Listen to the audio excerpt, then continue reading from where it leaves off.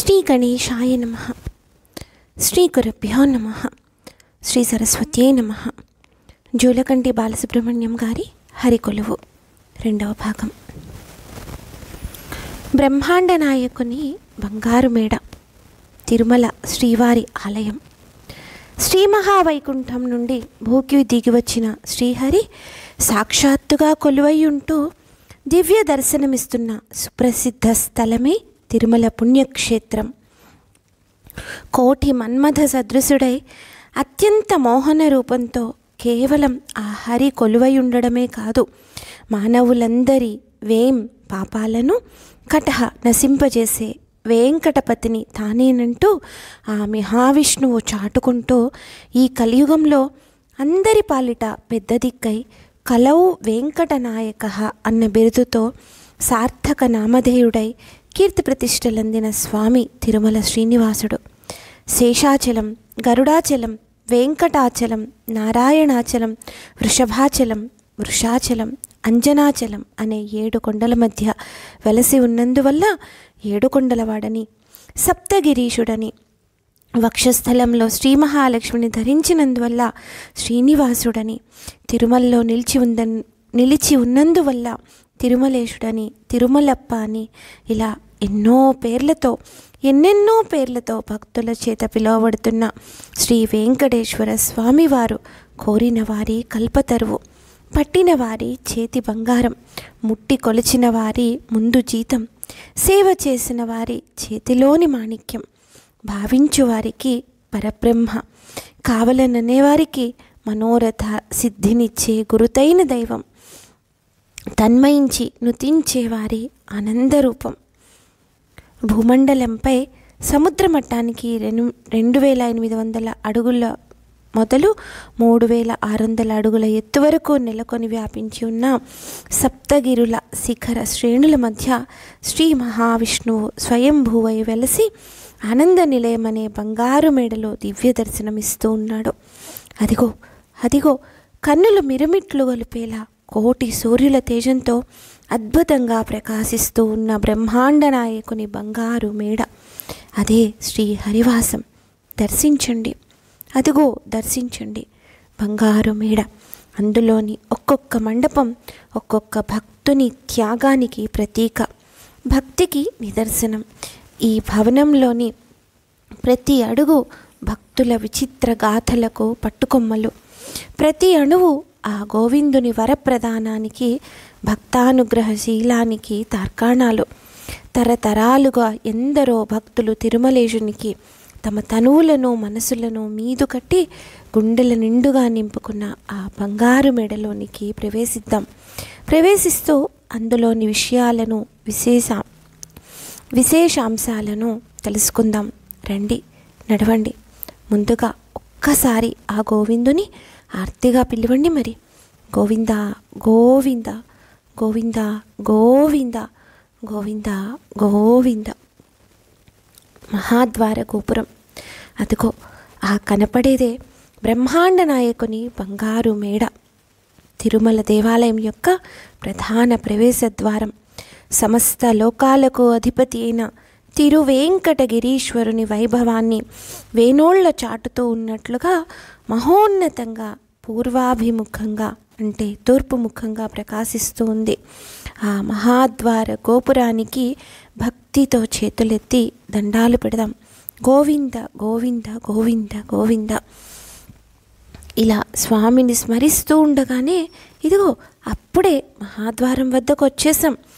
ఈ ప్రధాన ద్వారానికే పడికావలి అని, ముఖద్వారమని, సింహద్వారమని వేర్వేరు పేర్లు నిత్య వ్యవహారంలో ఉన్నాయి. తమిళంలో దీన్నే పెరియ తిరువాసల్ అని అంటారు, అంటే పెద్దవాకిలి అనర్థం. ఈ మహాద్వారం మీద ఎత్తైన గోపురం నిర్మించడానికి అనువుగా బలిష్టమైన శిలలతో ద్వారానికి లోవైపు వెలుపలి వైపు ఇరుపక్కల చౌకట్టు నిర్మింపబడింది. 38x32 కొలతలు గల దృఢమైన ఈ రాతి చౌకట్టుపై అనల్ప శిల్పకళాశోభితమైన 5 అంతస్తుల గోపురం నిర్మింపబడింది. ఈ గోపుర నిర్మాణం క్రీస్తు శకం 13వ శతాబ్దం నుండి అంచెలంచెలుగా పెంపొందింపబడినట్లుగా తెలుస్తున్నది. అదిగో ఆ గోపురంపై సువర్ణ రంజితాలై దగదగ మెరుస్తున్న సప్త కలశాలను తిలకించండి. నేలమట్టం నుండి ఈ గోపురం ఎత్తు 70 అడుగులు. ఈ మహాద్వారానికి అనుసంధించబడి ఉన్న ప్రాకారమే మహాప్రాకారం. ఇది స్వామివారి ఆలయం చుట్టూ పెద్ద పెద్ద శిలలతో సమున్నతంగా 4 అడుగుల మందంతో సుమారు 30 అడుగుల ఎత్తుతో నిర్మింపబడింది. మనమిప్పుడు ఈ ప్రాకారాన్ని అనుసరించి వెళుతూ స్వామివారి ఆలయానికి మహాప్రదక్షిణం చేసి వద్దాం. ఈ మహాప్రాకార కుడ్యం పొడవు ఉత్తర దక్షిణంగా 263 అడుగులు, తూర్పు పడమరగా 414 అడుగులు, మొత్తం చుట్టుకొలత 1354 అడుగులుగా అమరి ఉంది. ఈ మహాద్వారానికి అనుసంధించబడి ఉన్న ప్రాకారమే మహాప్రాకారం. ఇది స్వామివారి ఆలయం చుట్టూ పెద్ద పెద్ద శిలలతో సమున్నతంగా 4 అడుగుల మందంతో సుమారు 30 అడుగుల ఎత్తుతో నిర్మింపబడింది. మనమిప్పుడు ఈ ప్రాకారాన్ని అనుసరించి వెళుతూ స్వామివారి ఆలయానికి మహాప్రదక్షిణం చేసి వద్దాం.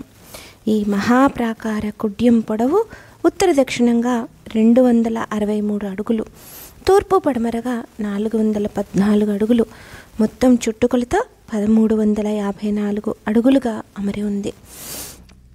ఈ దేవాలయం చుట్టూ ఉన్న ప్రధానమైన పురవీధులు తూర్పు దిక్కున ఉన్న వీధిని తూర్పు మాడవీధి అని, దక్షిణ దిక్కున దక్షిణ మాడవీధి అని, పడమర దిక్కున పశ్చిమ మాడవీధి అని, అలాగే ఉత్తర దిక్కున ఉన్నది ఉత్తర మాడవీధి అని అంటారు. అలాగే శ్రీ స్వామివారి మహాద్వార గోపురానికి ఎదురుగా శ్రీ బేడి ఆంజనేయ స్వామివారి దేవాలయం వరకు ఉన్న వీధిని సన్నిధి వీధి అంటారు. ఈ దేవాలయానికి తూర్పు మాడవీధి పొడవు 750 అడుగులు, దక్షిణపు మాడవీధి ఉత్తరపు మాడవీధుల పొడవు ఒక్కొక్కటి 800 అడుగులు, పడమటి మాడవీధి పొడవు 900 అడుగులు. ఈ 4 మాడవీధుల గుండా ఆలయాన్ని చుట్టూ వచ్చే మార్గానికి మహాప్రదక్షిణ మార్గమని పేరు. ఈ మార్గంలోనే శ్రీ వెంకటేశ్వర స్వామి వారి ఉత్సవాలు ఊరేగింపులు నిర్వహింపబడుతూ ఉంటాయి. ఈ మహాప్రదక్షిణం మొత్తం విస్తీర్ణం 16 ఎకరాలు. ఈ ప్రదేశంలోనే శ్రీ వెంకటేశ్వర స్వామివారి ఆలయం, శ్రీ వరాహ స్వామివారి ఆలయం, శ్రీ స్వామి పుష్కరిణి, పాత పుష్కరిణి షెడ్లు, శ్రీవారి అర్చకుల ఇండ్లు మొదలైనవన్నీ చోటు చేసుకుని ఉన్నాయి. అయితే ఇటీవల నానాటికి పెరుగుతున్న యాత్రికుల రద్దీ దృష్ట్యా క్షేత్ర విస్తరణ కోసం ఈ ప్రదక్షిణ మార్గంలో ఉన్న మఠాలు, సత్రాలు పడగొట్టి విశాలంగా తీర్చిదిద్దబడుతుంది.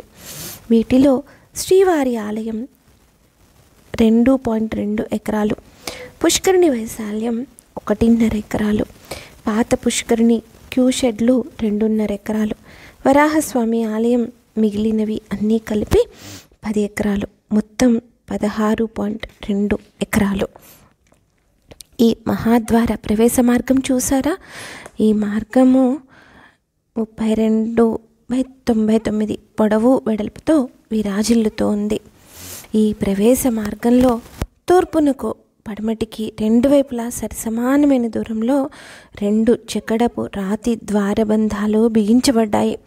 బయట వైపున్న మొదటి ద్వారబంధానికి ఎత్తైన 2 పెద్ద చెక్క వాకిళ్ళు అమర్చబడి ఉన్నాయి. ఈ వాకిళ్ళు చిరుగంటలతో అలంకృతాలై ఉన్నాయి. ఈ 2 వాకిళ్లలో ఉత్తరం వైపున ఉన్న వాకిలిలో చిన్న తలుపు ఏర్పరచబడి ఉంది. మహాద్వారం మూసి ఉంచినప్పుడు ఆవశ్యకతను అనుసరించి ఆయా సమయాల్లో ఆలయ సిబ్బంది మాత్రం ఈ చిన్న తలుపు ద్వారా రాకపోకలు సాగిస్తూ ఉంటారు. ఇటీవలే 1996 జనవరిలో ఈ పెద్ద వాకిళ్లకు ఇత్తడి రేకు తాపబడింది.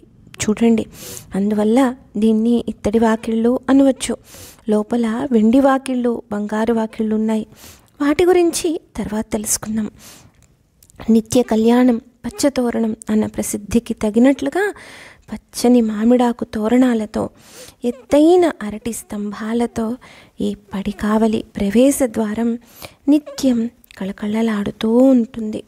శ్రీ వెంకటేశ్వర స్వామిని దర్శించడానికి కాను భక్తులు వైకుంఠం క్యూ ద్వారా లేదా పాత పుష్కరిణి షెడ్ల ద్వారా మాత్రమే వచ్చి ఇదిగో ఇచ్చట ఈ మహాద్వారంలో ప్రవేశించవలసి ఉంటుంది. ఇక ఈ మహాద్వారం గుండా ఆలయంలోనికి ప్రవేశిద్దామా? రండి. ప్రవేశిస్తూ ఒక్కసారి ఆ గోవిందుని గట్టిగా స్మరించండి. మరి గోవిందా గోవింద గోవింద గోవింద గోవింద గోవింద